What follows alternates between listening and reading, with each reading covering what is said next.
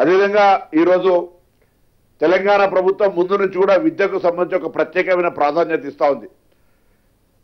గత విద్యా సంవత్సరం ప్రారంభక ముందు అమ్మ ఆదర్శ పాఠశాలల పేరు మీద విద్యా వ్యవస్థను మారుస్తూ ఇన్ఫ్రాస్ట్రక్చర్ క్రియేట్ చేస్తూ ఉద్యోగస్తుల టీచర్ల బదిలీలు చేస్తూ ప్రమోషన్లు ఇచ్చు కొత్త నియామకాలు చేపట్టే కార్యక్రమంతో పాటుగా అనేకమైనటువంటి కార్యక్రమాలు ఒక గురుకులాల వైపు వాళ్ళకు సంబంధించినటువంటి బెస్ ఛార్జీలను పెంచడం కావచ్చు, కాస్మెటిక్ కావచ్చు.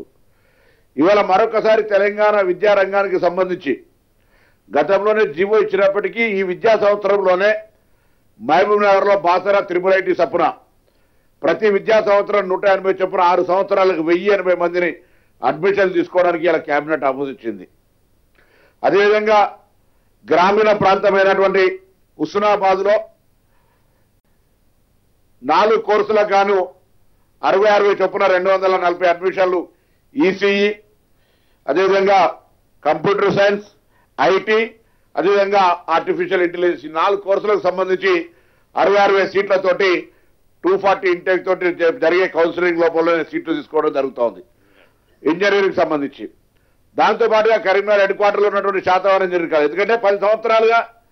యూనివర్సిటీలు నిర్వీర్యం అయిపోయి ఒక కొత్త విద్యా సంస్థ రానటువంటి పరిస్థితులలో కనీసం వైస్ ఛాన్సలర్ నియమించుకోలేనటువంటి పరిస్థితులలో ఆనాడు శాతవాహన యూనివర్సిటీ 200 ఎకరాల మా ప్రభుత్వ హయాంలో జరిగింది అన్నాడు రాజశేఖర రెడ్డి గారు ముఖ్యమంత్రిగా ఉన్నాడు. దాని తర్వాత ఒక్క వైస్ ఛాన్సలర్ కూడా వేసుకునే పరిస్థితి లేక ఇన్ఫ్రాస్ట్రక్చర్ క్లియర్ చేసుకునే పరిస్థితి లేకపోతే ఇలా మళ్ళీ 10 సంవత్సరాల తర్వాత ఒక గ్రోత్ చూపెట్టే విధంగా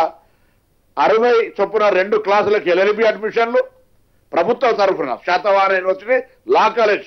అదేవిధంగా 60 సీట్ల ఎల్ఎం చొప్పున తీసుకోవడానికి ఇలా ప్రభుత్వం కేబినెట్ ఆమోదించింది. దీంతో పాటుగా ఇంకొక వైద్య రంగానికి సంబంధించి పద్మశ్రీ అవార్డు గ్రహీత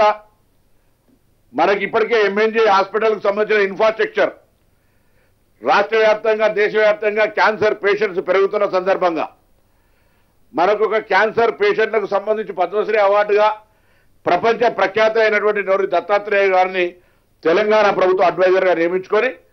రాబోయే కాలంలో క్యాన్సర్ నివారణకు చర్యలు జిల్లా కేంద్రాల దాకా ఏ విధంగా తీసుకెళ్లాలి, అదేవిధంగా రాష్ట్ర స్థాయిలో ఉన్నటువంటి ఎంఎన్జీ హాస్పిటల్తో పాటుగా ఎందుకంటే వారి గతంలో బస్సు తారం కావచ్చు లేదా ప్రపంచవ్యాప్తంగా దేశవ్యాప్తంగా అనేకమైనటువంటి సలహా సూచనలు అనుభవం ఉన్నటువంటి వ్యక్తిగా వారిని ఈరోజు తెలంగాణ ప్రభుత్వం